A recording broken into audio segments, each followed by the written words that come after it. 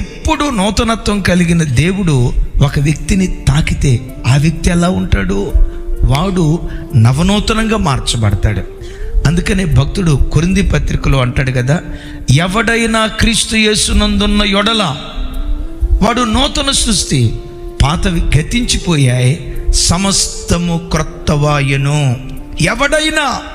అందుకని దైవజనమా, ప్రభు సన్నిధిలో మోకరించి ప్రార్థించేటప్పుడు కానీ, వాక్యం వినేటప్పుడు కానీ, దేవుని ఆరాధించేటప్పుడు కానీ, అయ్యా నీ హస్తంతో నన్ను తాకయ్యా, నీ స్పర్శ నేను అనుభవించాలి, నీ పునరుద్ధానపు ప్రభావం చేత నేను తాకబడాలి, నా పిల్లల్ని, నా కుటుంబాన్ని, నన్ను, నాకు కలిగినది యావత్తు నువ్వు స్పర్శించయ్యని దేవుని స్పర్శ కొరకు ఎదురు చూస్తే, దేవుడు తాకింది ఏదైనా పునరుజ్జీవాన్ని పొందుకొని అది నవనూతనంగా మార్చబడటానికి దేవుడు కృప చూపిస్తాడు.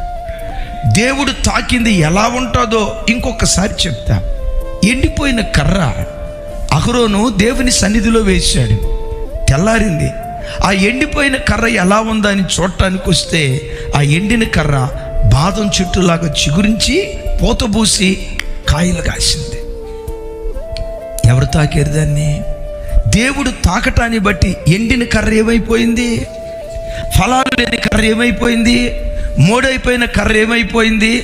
దైవజనమా, ఆ ఎండిన కర్రను దేవుడు తాకినట్లుగా దైవ సన్నిధికి వచ్చిన ఆయన పిల్లలైన మన జీవితంలో, నీ బ్రతుకులో దేవుడు నిన్ను తాకితే, మోడైపోయిన నీ బ్రతుకు, మొత్తైపోయిన నీ బ్రతుకు, విరిచి పొయ్యిలో పెట్టడానికి మిగిలిపోయే నిష్ప్రయోజనమైన నీ బ్రతుకు ఫలభరితమైన బ్రతుకుగా దేవుడు మారుస్తాడు.